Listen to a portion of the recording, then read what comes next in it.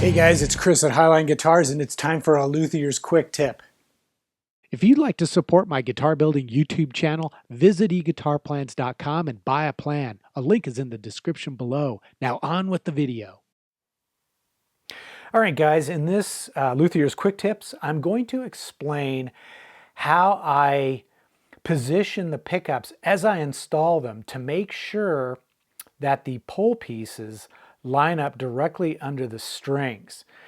And to do that, what I have to do is, first of all, install the pickup into the ring itself, since I'm going to be mounting these with pickup rings. If I was going to direct mount these, the process is very similar.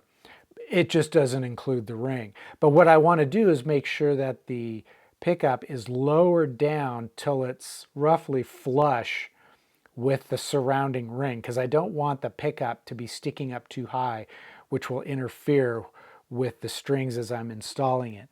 And then what I'll do is I will simply lay the pickup into the cavity so that it's just sitting there. And I'll feed the wire into the control cavity just to get it out of the way. And then I'll install the bridge pickup the same way. Now, as you can see, I've already drilled holes here. That's because I've already actually installed these pickups. But I had a question from a viewer about how I do this process, so I thought I would show you before I actually finish screwing these into the body. Now, so what you'll have to do is just pretend that these holes aren't there, like I haven't drilled them at all. So I'll lay the pickups in here. Now, as you can see, I have a very slight amount of vertical back and forth movement. And that allows me to slightly shift the pickup into a position that's going to be placing the poles directly under the strings. Now, since I don't have the strings on here, I have to simulate that. And I'll do that with a piece of sewing thread. And I'll just stretch it from the bridge, in this case, I'm on the high E saddle, and I've got the string placed right in the notch. And then I'll stretch the other end all the way up to the nut. And I'll make sure that the distance between the edge of the string and the edge of the fretboard is exactly the same along the length of the fretboard.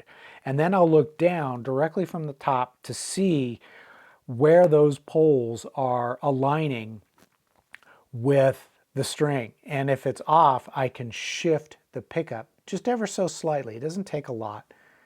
And then I'll recheck it until I'm pretty happy that the string is passing directly over the center of the pole piece. And once I am satisfied that it's centered on underneath the high E string, I'll move up and do the same thing with the low E string. And I'll just double check to make sure. And sometimes you have to compromise a little bit, and that has to do with the pole spacing. Now, when you make your own pickups, you can choose the pole spacing in the bobbins that you select to make the pickups. And this is true with single coils, P90s, humbuckers, whatever kind of pickup you're making. You can select from different pole spacing arrangements in order to fine-tune the position of the poles under the strings. And in this case, with this guitar, I have 52 millimeter pole spacing on the bridge pickup and then 50 millimeter pole spacing on the neck pickup. And what that spacing refers to is the distance between the center of the low E string and the center of the high E string. So the bridge is a little bit further apart.